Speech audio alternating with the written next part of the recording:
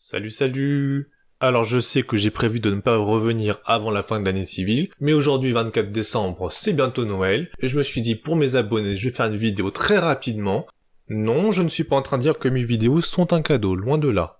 Mais je pense que les gens qui se sont abonnés à ma chaîne, ils l'ont fait parce qu'ils apprécient suffisamment mes vidéos pour avoir envie d'être informés quand j'en crée. Donc je vous ai fait une vidéo rapidement. Je ne me considère pas comme un cadeau, mais si ça peut vous faire plaisir de voir une vidéo pour Noël, ben c'est parti.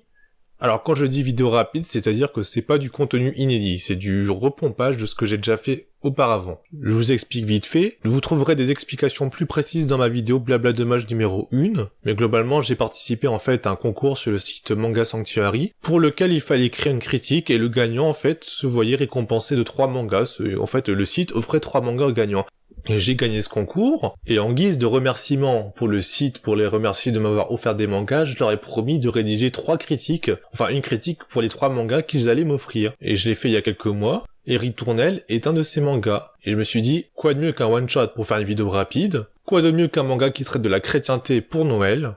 Quoi de mieux pour moi qui n'ai pas le temps qu'une vidéo sur un manga dont la critique a été déjà écrite? Par moi bien sûr. Donc, ce que je vais vous faire pour faire très vite, parce que de toute façon j'ai pas le temps, que je fais ça vraiment pour vous offrir entre guillemets un petit cadeau de Noël, c'est que je vais lire tout simplement la critique que j'ai rédigée pour Ritournelle. Donc si vous avez déjà lu ma critique sur Manga Sanctuary, vous pouvez partir parce que ça n'aura pas d'intérêt pour vous. Si vous l'avez pas lu, bah voilà, vous pouvez continuer la vidéo. Au moins je ne m'égarerai pas, voilà, je vais juste lire. Donc voilà, allez c'est parti. Donc avant de vous lire ma critique, je vais vous parler vite fait du manga, et pour ça, quoi de mieux que de vous lire la 4e de couverture. Un couvent de femmes dans un pays peut-être d'Orient, peut-être d'Occident, peut-être au Moyen-Âge, ou au début du 19e siècle, ou nulle part. Toute ressemblance avec une religion existante ne saurait être que pure coïncidence. Sous la paix et la tranquillité, une inquiétude se laisse parfois entrevoir, des pensées qui ne peuvent se dire, des cœurs qui ne seront jamais comblés. À quoi ont-elles voué leur existence? Au service de qui ont-elles sacrifié leur vie? En entrant, je pensais avoir tout laissé, tout perdu. Où suis-je arrivé? Chef-d'œuvre instantané, ce one-shot tout en couleur dévoile l'immense talent graphique et narratif d'Aoi Ikebe. Voilà, ça c'était pour la 4e de couverture. Maintenant je passe à la lecture de la critique rédigée sur Manga Sanctuary. Difficile de vous exprimer un quelconque ressenti vis-à-vis de ce manga si vous ne l'aviez pas entre les mains pour en apprécier la beauté. Ritournelle, c'est une œuvre d'art. Un tableau étalé sur environ 200 pages. Absolument toutes les pages sont colorées. Même les cases sont toutes entourées d'un motif évoquant un cadre de tableau avec des ornements travaillés. Voilà, je vous les montre là.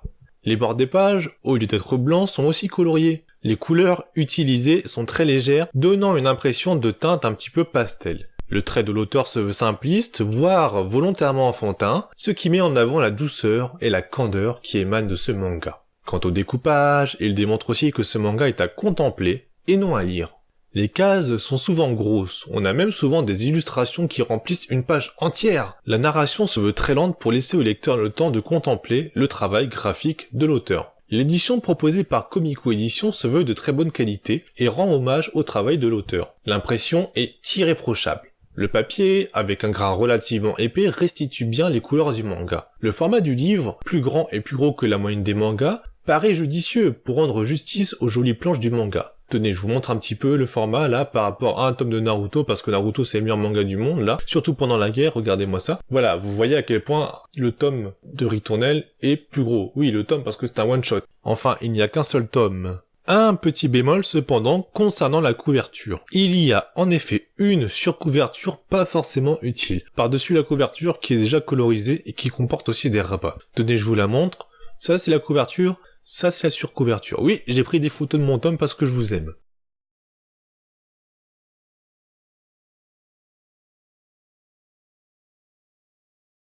Concernant le scénario, Ritournelle nous montre le quotidien de sœurs dans un couvent, dans un lieu fictif, à une époque fictive, avec une religion prétendument fictive. Mais ne nous mentons pas, nous savons très bien qu'il s'agit ici de la religion catholique. Donc amateurs d'action et de sensations fortes, passez votre chemin. Il ne se passe presque rien dans ce manga. On en apprend un petit peu plus sur une enfant qui fait office d'héroïne, nommée Amila. À un moment, une sœur va être mise en avant, et puis c'est à peu près tout.